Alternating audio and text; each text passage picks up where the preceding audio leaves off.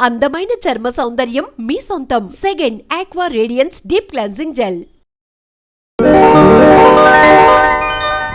ఉద్యోగాలు చేస్తున్న అదృష్టవంతులారా, మేము చాలా ఇంటర్వ్యూలకు వెళ్ళాం. అక్కడి ఆఫీసర్లు మమ్మల్ని ఎన్నో ప్రశ్నలు వేశారు. మేము సమాధానాలు కూడా ఎన్నో చెప్పాం. అయినా మాకు ఉద్యోగాలు రాలేదు. మీరు ఏ విధంగా ఉద్యోగాలు సంపాదించింది చెప్పి మాకు సహాయపడవలసిందిగా కోరుతున్నాం. మాస్టరు, మీకు ఉద్యోగం ఎలా వచ్చింది? మా మామయ్య గారు ఎమ్మెల్యేగా ఉండేవారు. సంతోషం. మీరు మాస్టారు, మీకు ఉద్యోగం ఎలా వచ్చిందో దయచేసి చెప్తారా? ధనలక్ష్మి పెంచింది. ఆవిడెవరు?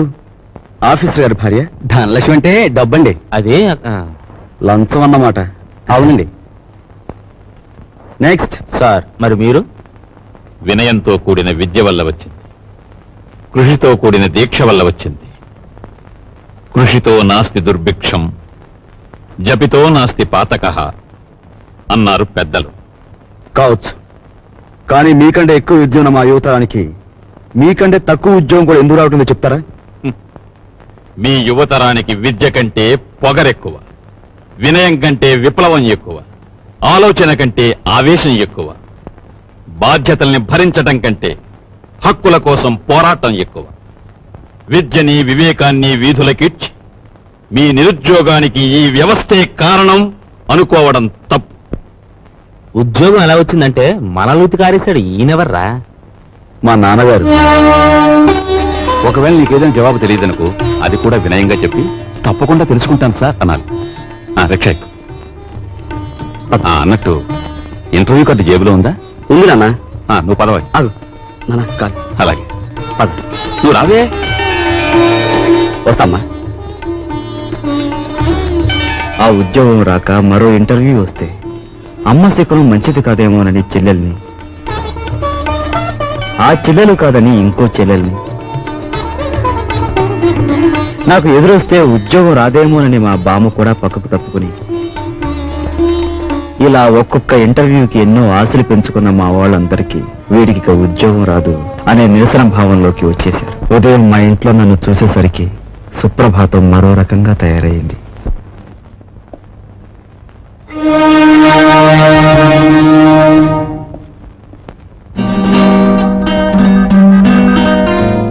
నీ తెలివితేటలు పరీక్షించడానికి సర్టిఫికేట్సే చూడనవసరం లేదు. నిన్ను మూడు ప్రశ్నలు అడుగుతాను, జవాబు చెప్పు. అడగండి. నంబర్ 1, తాజ్ మహల్ నిర్మాణంలో పాల్గొన్న కూలీలు ఎంతమంది? నంబర్ 2, రామాయణాన్ని వ్రాసిన వాల్మీకి భార్య పేరేమిటి? నంబర్ 3, 10 పైసల నాణానికి ఎన్ని వంకర్లుంటాయి? Come on tell me. చెప్పలేవా? ఇంత చిన్న ప్రశ్నలకే సమాధానం తెలియని వాడివి అసలు ఈ ఇంటర్వ్యూకి ఎందుకు వచ్చావు?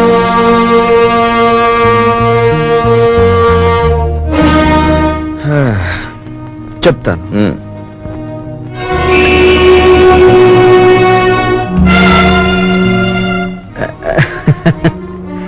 అనవసరంగా బెదిరిపోకండి సార్. ఇది నా 61వ ఇంటర్వ్యూ.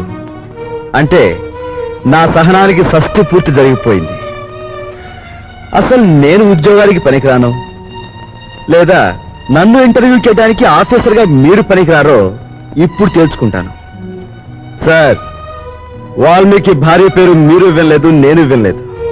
కానీ పెళ్ళైన దగ్గర నుంచి మీరు మీ భార్యను చూస్తూనే ఉన్నారు. ఆవిడ చేతికి ఎన్ని గాజులున్నాయో మీరు చెప్పగలరా? ఓకే, 10 పైసల నాణానికి ఎన్ని వంకర్లున్నాయో నేను తర్వాత చెప్తాను. కానీ రోజు దువ్వుకునే మీ తల మీద ఎన్ని వెంట్రుకలున్నాయో మీరు చెప్పగలరా? కనీసం ఆ దువ్వుకునే దువ్వునికి ఎన్ని పళ్ళున్నాయో చెప్పగలరా? చెప్పండి. నాకు తెలియదు.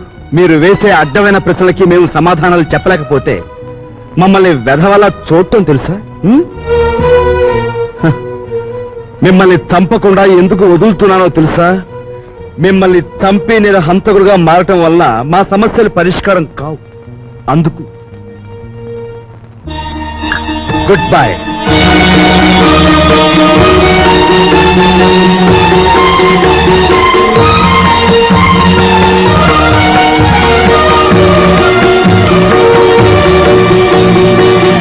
తమ్ముడు టిఫిన్ టైంకి ఎలా వస్తానాడు, ఇంకా రాలేదేమిటి? ఎప్పుడు అన్నమాట తప్పడే. యు ఆర్ కరెక్ట్ అన్నయ్య. నీ తమ్ముడు ఎప్పుడు మాట తప్పడు. కానీ నువ్వే సెంటిమెంట్ తప్పి లతా నేను లేకుండా టిఫిన్ చేయడానికి సిద్ధపడిపోతున్నావు. అబ్బే ఏది ఇప్పుడే. కూర్చో తమ్ముడు కూర్చో. అమ్మాయి లత. అన్నయ్య, లతను చాలా గారాభంగా పెంచుతున్నావు. క్రమశిక్షణలో పెంచకపోతే ఏదో ఒకనాడు మనకి శిక్ష వేసే ప్రమాదం ఉంది. జాగ్రత్త. అమ్మాయి నువ్వు ఫైనల్ ఇయర్ పూర్తి చేసి కాలేజ్ వదిలిపెట్టి వెళ్ళిపోయావు. ఇక నా మనసులో లేదు. నీ అంత అందగాన్ని చూసిన కళ్ళతో వేడి మొహం కళ్ళు చూడలేకపోతున్నాను. మళ్ళీ ఎప్పుడు కనిపిస్తావు డియా? అమ్మాయి లత. అమ్మో నాన్న. అమ్మాయి లత. అమ్మాయి. ఏమిటి నాన్న? ఇంకేమిటమ్మా, అక్కడ టిఫిన్లు చల్లారిపోతున్నా, మీ బాబాయ్ వేడెక్కిపోతున్నాడు. నువ్వు తొందరగా రావాలి. బాబాయ్ వచ్చాడా? ఆ. వావ్, పద పద. హలో, ఉన్నారండి? ఒక్క నిమిషం. ఎవర్రా? ఎవరో మినిస్టర్ గారంటండి. మినిస్టర్ గారా? హలో, నమస్కారం అండి. ఫోన్ లో కూడా లేచి మాట్లాడాలా? చెప్పండి సార్. అదేనయ్యా, మన సదానందం లేడు, కాంట్రాక్టర్ వచ్చి వాళ్ళ బామ్మర్ది పేరుస్తాడు. రేపు ఇంటర్వ్యూ ఉంటుంది కదా, ఆ కుర్రని సెలెక్ట్ చేయి. అతనికి బొత్తిగా మెరిట్. మెరిట్ మెరిట్ ఉన్న వాళ్ళకి ఉద్యోగం ఇస్తే మనం చెప్పినట్టు ఎందుకు వింటారయ్యా? అతను సెలెక్ట్ చేయి. అలాగే సార్, అలాగే. ఎవరన్నయ్య? మినిస్టర్ రాజశేఖరం గారు ఆ సదానందం గారి బావమరిదికి ఉద్యోగం ఇమ్మని ఫోన్ చేశారు. ఇచ్చేస్తున్నావా? పదవిలో ఉన్న వాళ్ళ మాట వెనక తప్పదు కదా. చిచ్చి, నీతో టిఫిన్ చేయడం నాదే బుద్ధితో. తమ్ముడు, అరే నువ్వు ఉండు బాబాయ్. నానేమన్నా తెలుతో కూడా ఎవరికి పడితే వాళ్ళకి ఉద్యోగం వచ్చాడు. మోసగాడినైనా నమ్మొచ్చు కానీ పిరికి వాడిని నమ్మకూడదు. ఏం చేద్దంటే భయంలో వాళ్ళు ఏమైనా చేసేస్తారు. ఉండు డాడీ, నేను ఉపాయం చెప్పనా? మెరిట్ లో నెంబర్ 1 కుర్రాడిని చూసి ఉద్యోగం ఇచ్చేయండి. మంత్రి గారు ఏమిటిలా చేశామని అడిగితే నాకు మతి మరపు ఎక్కువ, మీరు చెప్పిన కుర్రాడి పేరు అదే అనుకుని ఇచ్చేసానని బికమం పెట్టేయండి, సరిపోతుంది. ఏ అలా చేస్తావా? చేస్తావా లేదా చెప్పు. ఒప్పేసుకోండి. చేస్తానులే, చేస్తాను. Good morning. Good morning.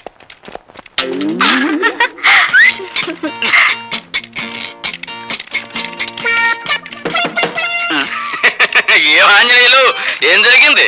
You don't worry sir, just call జారిందంతే. ఏం లైలా, నీ టేబుల్ దగ్గర ఏమన్నా తెలుగు ఐస్కంతం పెట్టావా? ఏమోనండి, నాకు తెలియడం లేదు. సరిగ్గా నా టేబుల్ దగ్గరికి వచ్చేసరికి అందరికి పెన్నులు, పెన్సిళ్ళు, ఫైల్స్ జారిపోతుంటాయి. వీడికి ఏకంగా కాలే జారినట్టుంది. దేవ గారు, నేను సొంతం పెట్టవలసిన ఫైల్స్ ఏమైనా ఉంటే పారండి. గీక్కోవాల్సిందే. అదేంటి? I convey my heartly condolences. Condolences for what? పెద్దడు ఎవరైనా పోయాడా? లంచాలు తెచ్చిపెట్టే బంగారు బాతు లాంటి నీ సీటుకు ఈకలు పీకుతున్నారు. అదేంటి? బయట ఇంటర్వ్యూలు జరుగుతున్నాయి. నిలబడి ఉండడం నాకు అలవాట్లేదు, ఏమనుకోకండి. బాబు, మీరు రాజశేఖరం గారి తాలూకే కదూ? యా, సీరియడ్ కాల్స్ వచ్చా? పర్వాలేదు, తాగు బాబు. మినిస్టర్ గారు తాలూకు భానోజీరావు గారు. అవును, తెలుస్తూనే ఉందిగా. అయితే నేను వెళ్ళొచ్చా? మా మొహాన సిగరెట్ పొగ ఊదించుకునే కంటే నేను పంపించేయడమే మంచిది. వెళ్ళరా బాబు. Bye. Next. Good morning everybody. Good morning. Good morning. Please be seated. Thank you sir. Are you mister Bhargava? Yes sir. Bhargavaramudu అంటే ఎవరు? తండ్రి ఆజ్ఞ నెరవేర్చడం కోసం కన్న తల్లినే తెగ నరికిన వాడు. భూమి చుట్టుకొలత ఎంత? 7,900 మైళ్ళు. భూమి తన చుట్టూ తాను తిరిగే వేగం ఎంత? గంటకి 1000 మైళ్ళు. ప్రపంచంలో ఇప్పుడు పేరు పొందిన ఫుట్బాల్ ఆటగాడెవరు? Diego Maradona. ఇంజనీర్ బాధ్యతలు ఏమిటి? స్వార్థపరుడైతే దేశానికి వెన్నెముక లాంటి ప్రాజెక్టులను కూల్చివేయడం, నిస్వార్థపరుడైతే వాటిని నిలబెట్టడం కోసం తనుకూలిపోవడం. మొదటి ప్రపంచ యుద్ధం ఎందుకు వచ్చింది? ఒక డాక్టర్ నిర్లక్ష్యం వల్ల. 1887వ సంవత్సరంలో ప్రిన్స్ ఫెడ్రిక్ కంఠానికి ఎడమ వైపున క్యాన్సర్ వ్యాధి సోకింది. డాక్టర్లు దాన్ని ఆపరేట్ చేయకుండా నిర్లక్ష్యం చేయడం వల్ల అతను సింహాసనం అధిష్ఠించిన 99 రోజులకే చనిపోయాడు. ఆ తర్వాత రాజకాంక్ష ఉన్న అతని కొడుకు కైజర్ రాజు కావడం వల్ల, అతను యుద్ధకాంక్ష గలవాడు, జ్ఞానశూన్యుడు కావడం వల్ల మొదటి ప్రపంచ యుద్ధం మొదలైంది. మీ నాన్నగారి వృత్తి? ఈ ఇంటర్వ్యూలో నేను సమాధానం చెప్పలేని ప్రశ్న అదొకటే సార్. ఆఖరిగా ఒక ప్రశ్న. ఈ క్షణంలో మా మనసులో ఏముందో చెప్పగలవా? నాకు ఈ ఉద్యోగం ఇవ్వకూడదని. అలా ఎందుకు అనిపించింది? ఎందుకంటే పెట్టేవాడికి తినేవాడు లోకు గనుక, అడిగేవాడికి చెప్పేవాడు లోకు గనుక. అలా తెలబోకండి సార్. ఒక ఇంజనీర్ గ్రాడ్యుయేట్ ని మీరు అడుగుతున్న ప్రశ్నలు ఏమిటి? అతనికున్న పురాణ పరిచయం, అతనికి తెలిసిన హిస్టారికల్ నాలెడ్జ్, అతనికున్న స్పోర్ట్స్ నాలెడ్జ్ ఇవా ఒక ఇంజనీర్ క్యాండిడేట్ కి కావాల్సిన అర్హతలు. మీరంతా అవకాశవాదులు, ప్రశ్నలు అడగడమే తప్ప సమాధానం చెప్పడం చేత కానీ మేధావులు. అయినా మిమ్మల్ని నమ్ముకుని పూటకొక నిరుద్యోగి ఇంకా డిగ్రీలు చంకలో పెట్టుకుని ఆఫీస్ గుమ్మాలు ఎక్కుతూనే ఉన్నాడు. ఎలా? తల్లి మెడలో మంగళసూత్రాలు అమ్మి, అవి ఖర్చైపోతే ఒంట్లోని రక్తాన్ని అమ్మి. సార్, మహాత్మా గాంధీ తెల్లదొరతనాన్ని పోగొట్టగలిగాడేమో కానీ ఆయనే తిరిగి జన్మించిన ఈ నల్లదొరతనాన్ని మాత్రం పోగొట్టలేడు. ఎందుకంటే ఇప్పుడున్న ధరల రక్తం నలుపు, వాళ్ళ దగ్గరున్న డబ్బు నలుపు, వాళ్ళు ప్రోత్సహిస్తున్న బజార్లు నలుపు. మీరు అడిగిన ఒక్క ప్రశ్నకు సమాధానం చెప్పకుండా వెళ్ళడం ఇష్టం లేక జవాబు చెప్పే పెడుతున్నాను సార్. మా నాన్న వృత్తి ఏమిటని కదా మీరు అడిగింది? He's a liar, he's a deserter. కట్టుకున్న భార్యని, కన్న బిడ్డని అనాథల్ని చేసి వెళ్ళిపోయిన కసాయివాడు. ఆ కసాయివాడి రక్తాన్ని పంచుకు పుట్టాను నేను. అయినా మిమ్మల్ని ఏమీ చేయకుండా పెడుతున్నానంటే నా చదువు నాకు నేర్పిన సంస్కారం. ఈ దేశంలో గాంధీల సంఖ్యను పెంచండి కానీ గాడ్సేల సంఖ్యను కాదు.